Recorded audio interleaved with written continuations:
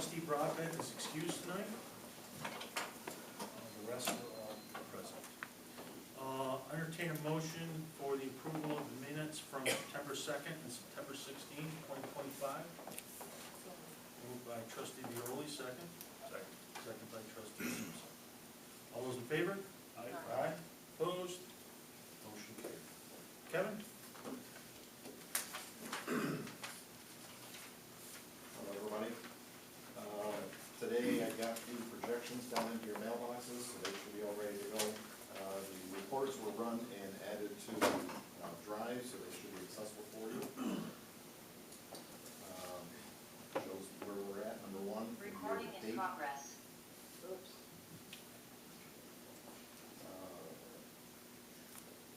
Sent you the monthly summary for the rescue squad as well. If you have any questions, let me know.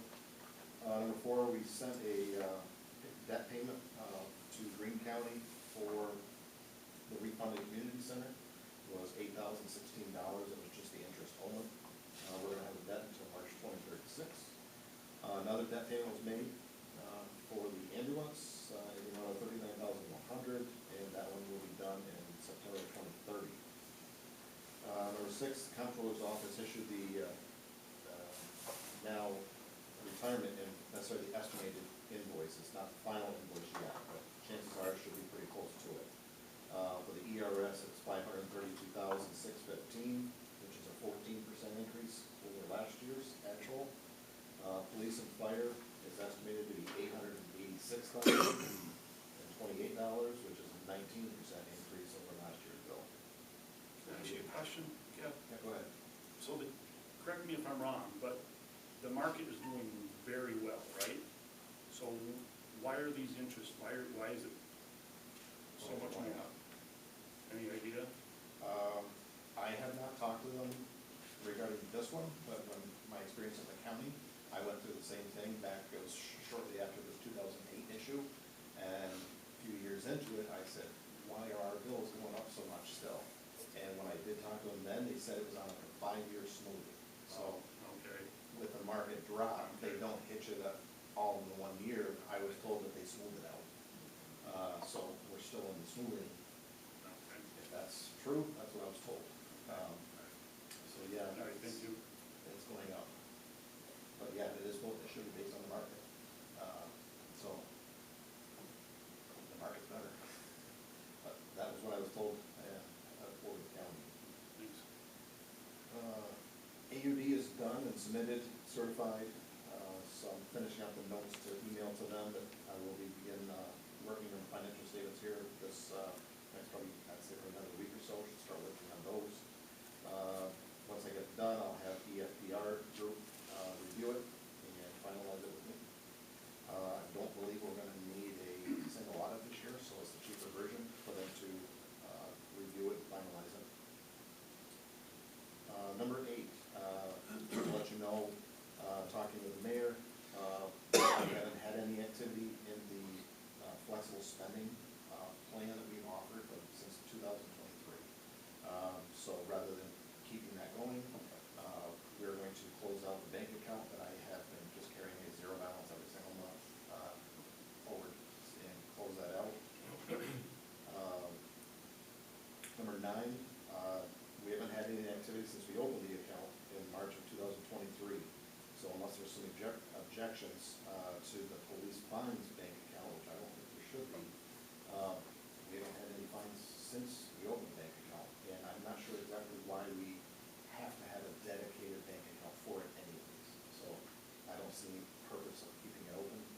So I'm just going to let you know that I'll close that one out.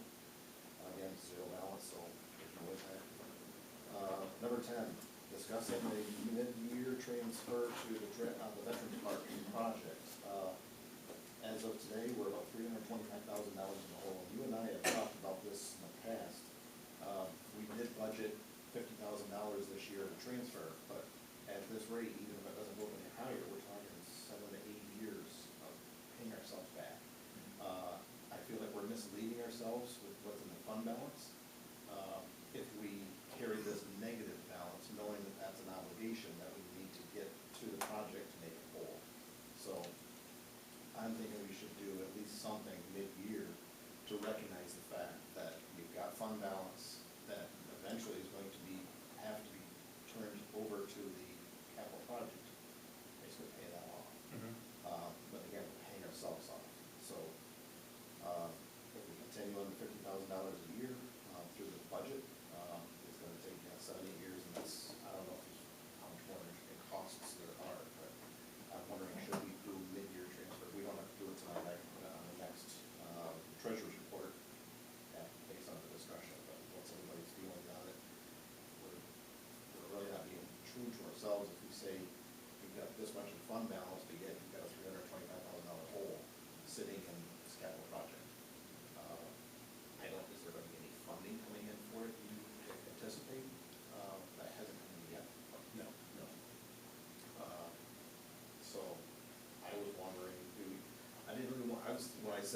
50,000, I was kind of anticipating within 3 years, we would have that knocked down and cleaned up, kind of like what I say did the same thing for the footbridge project.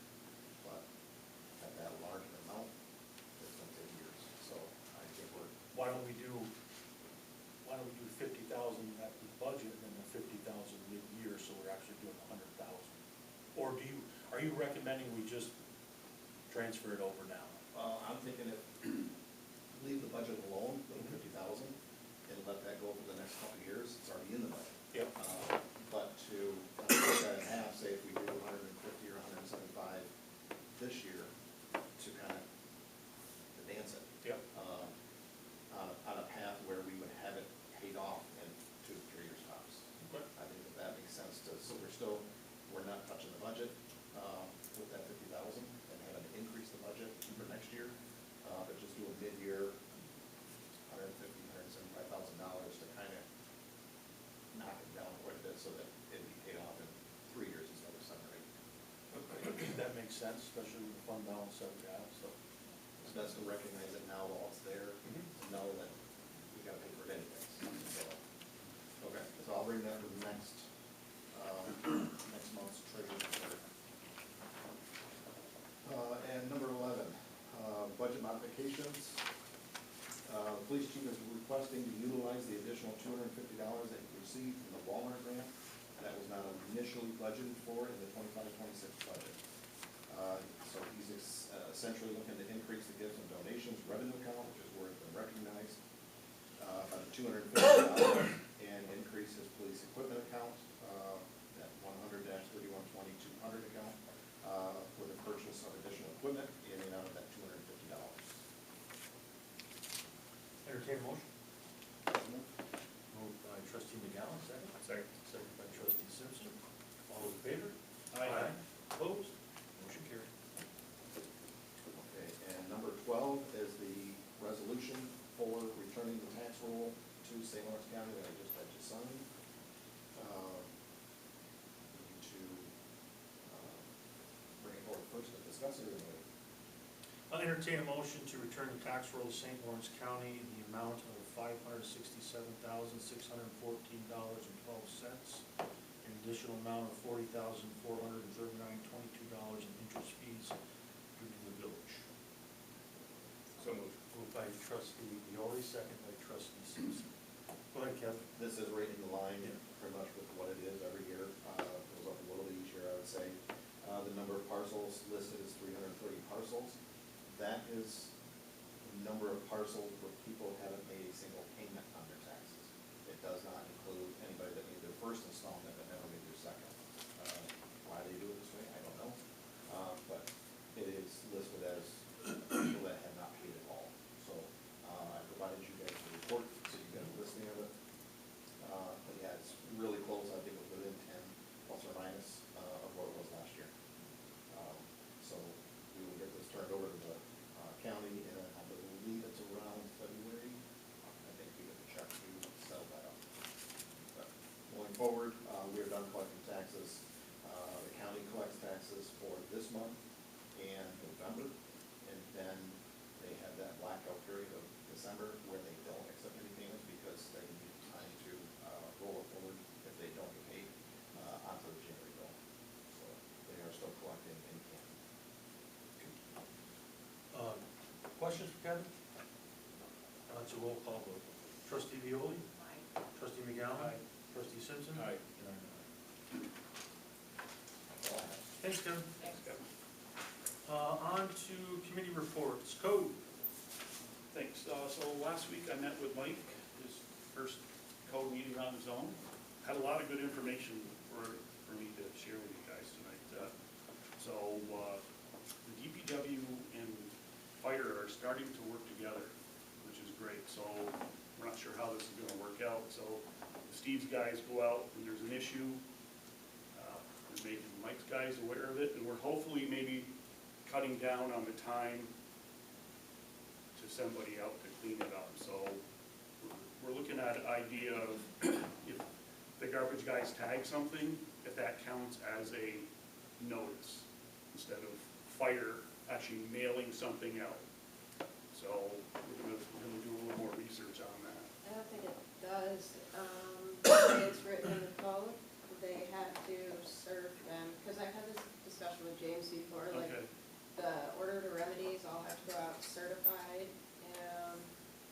it's getting quite costly. Yeah. And half the time they get returned, because, you know, it's like Well- $10.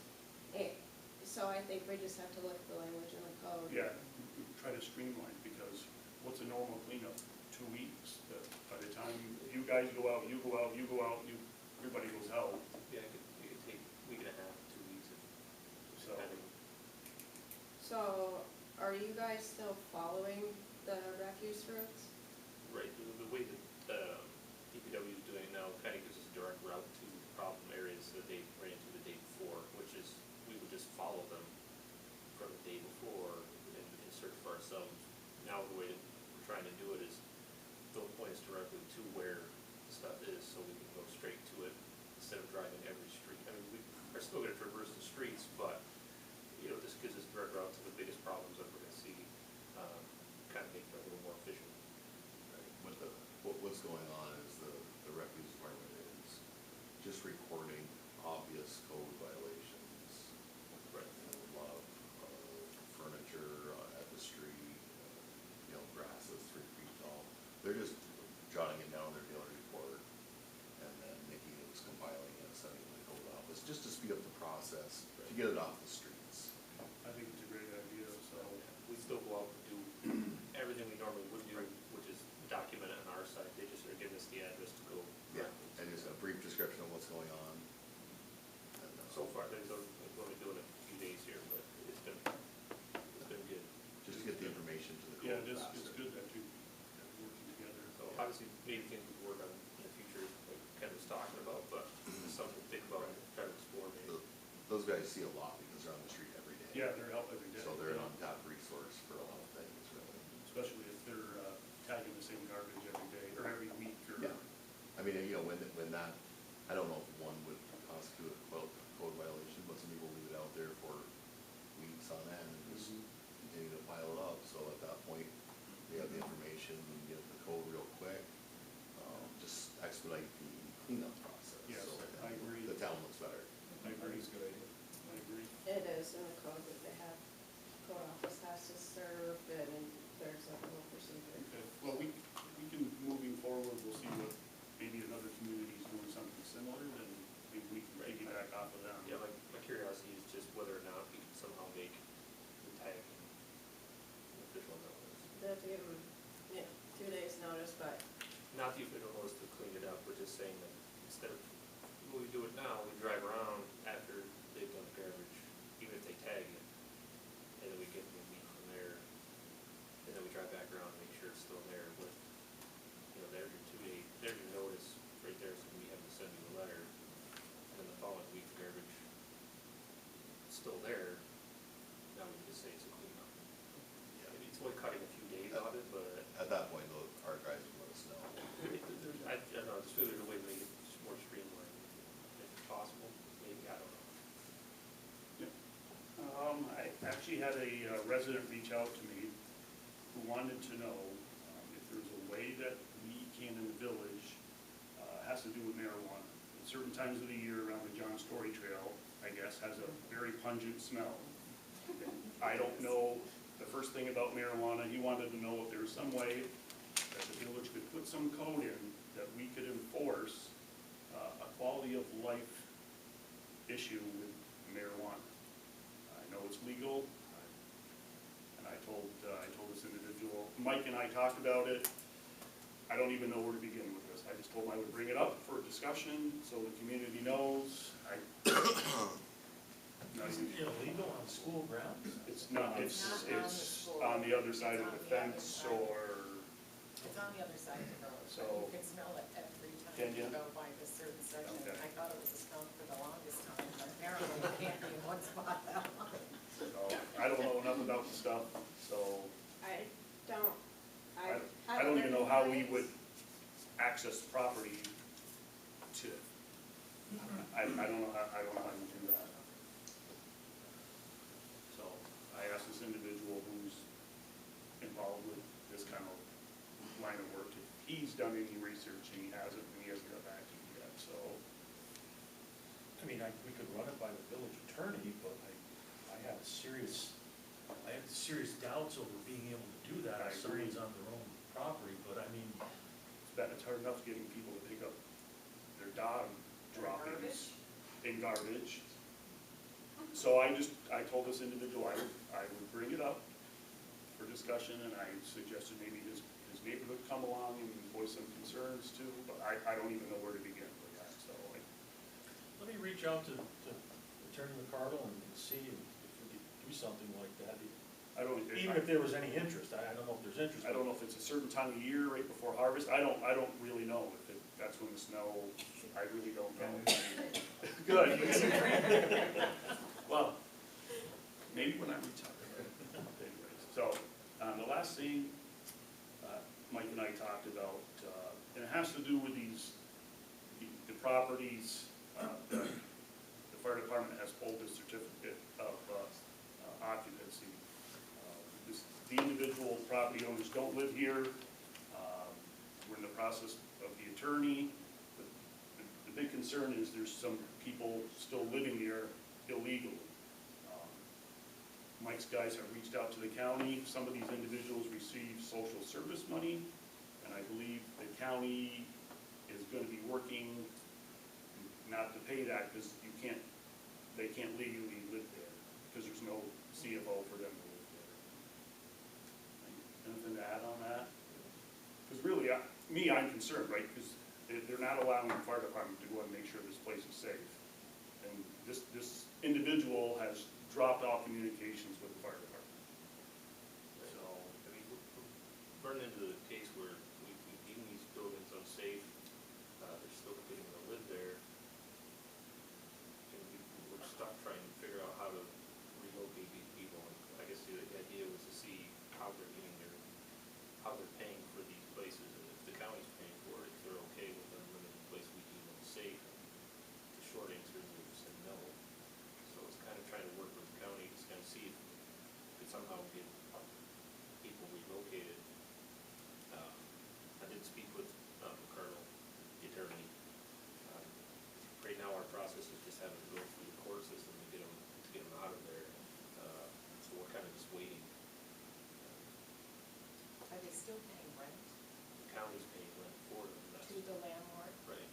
So that's where we came in and said, we don't think, they're living there legally, basically, and would you still pay rent for that? They said no. So kind of hoping that we can fix some of these problem areas for us and get the people out. With a lot of these problem properties that we have, so then we can go in and secure it a lot easier. Right now, it's a problem, you can't secure the buildings because people are, well, we can't get the people out without having to take them. People are. I don't have anything else. So it's kind of sort of problem here, trying to figure it out. That's all I got, Greg. Thank you. DPW, Steve? Well, it's been a busy month, that's for sure. Owl Avenue is complete, with the exception of 2 crosswalks need to be repainted. Hoping to get that done this week, weather permitting. Douglas Road was paved today. There's a couple days work left to blend in the side streets. Tamarack Street was done today, paved. A little bit of work left to do some driveways. The street department paid for the state DOT in Potsdam, Canton, and Stockholm as part of our shared services agreement. Business as usual for the water department, repairs the fire hydrants, flush the entire system, some water main breaks. Refuse has been doing a pretty good job keeping up with the grass and leaf situation along with the brush. Village looks pretty good at this point. That's one of those jobs where it's like trying to dry your car off when it's raining. Doing pretty well. Water treatment plant had a DOH full inspection October 17th. Went well, no problems found. Wastewater plant, no big issues there. Center Street Culvert Project is expected to be completed the week of November 3rd.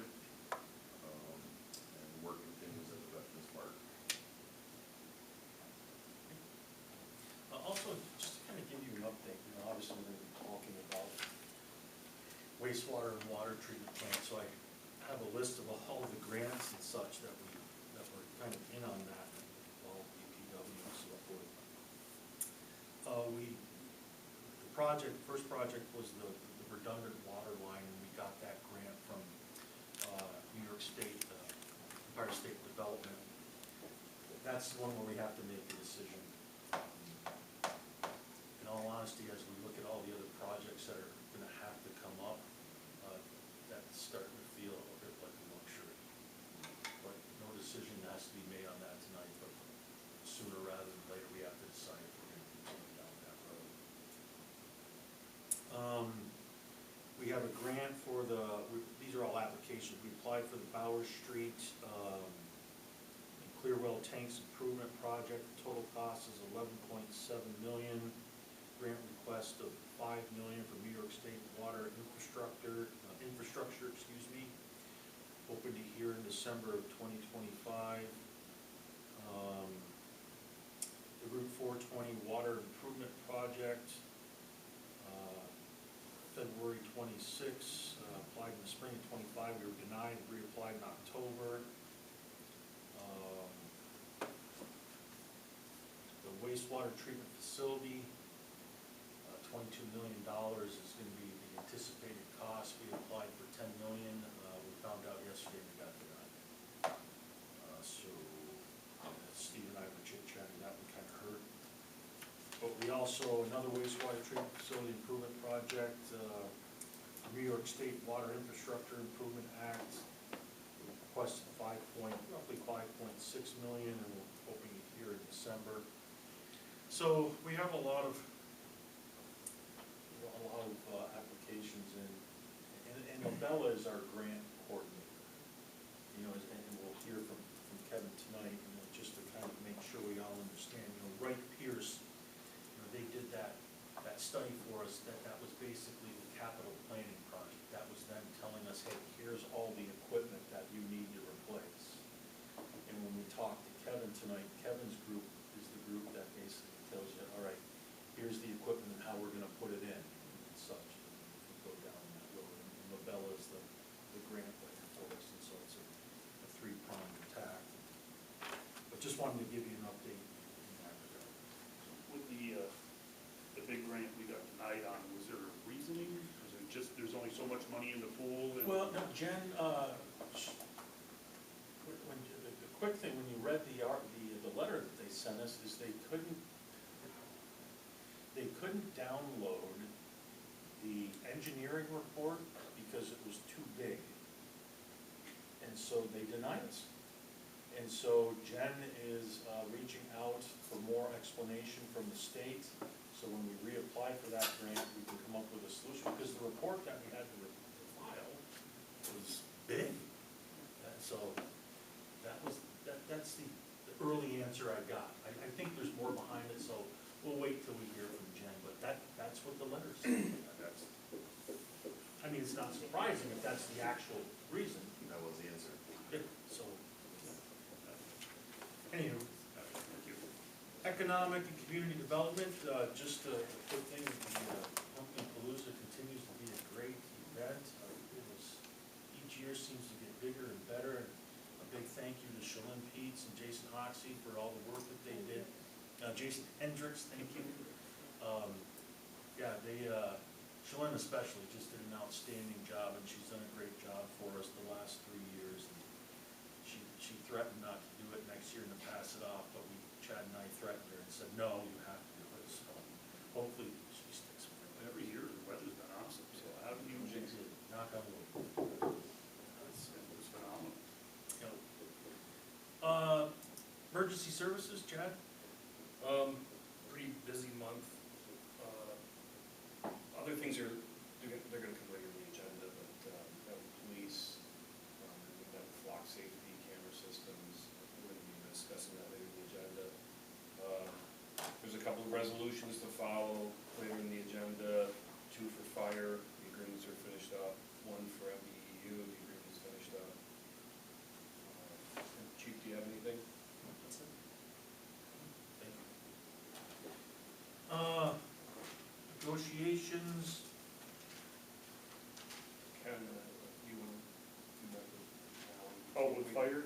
we met with fire a couple weeks ago, I don't know. The town over the fire contract? Yes, over there, I don't think we've heard anything back. Nothing yet. So we gave them a proposal, and I think it's fair, pay for what you get. So, Same with water. same with water. Fire district users, I sent them essentially, a list of demands, I guess you could say, or what was needed in order for the South Racket, water district project, and haven't officially heard anything on that. I would hope they would reach out sooner than later, Yeah. because I know we've met numerous times with Steve, and thankful he's here, he's a wealth of knowledge. I would think they would want to reach out sooner than later before they get to that point, and there's no water to hook up to, so. And hopefully, the issue is finally resolved with outstanding water bills in the town. I think Steve had, and Monique had some great information that I think passed on to them, so hopefully that's finally resolved. Excellent. Personnel, we have appointments tonight and such, those in there. Rec? Okay, so, opening day of ice was September 29th, and they have, figure skating and minor hockey is underway. Figure skating started on the 13th of October, and minor hockey started on the 10th. They have strong numbers and approximately the same demand for ice time, so that's good. They have a light jamboree on the 25th that Massena is hosting with 8 youth groups and 3 skill levels. There's the issue with the arena roof that we had talked about before.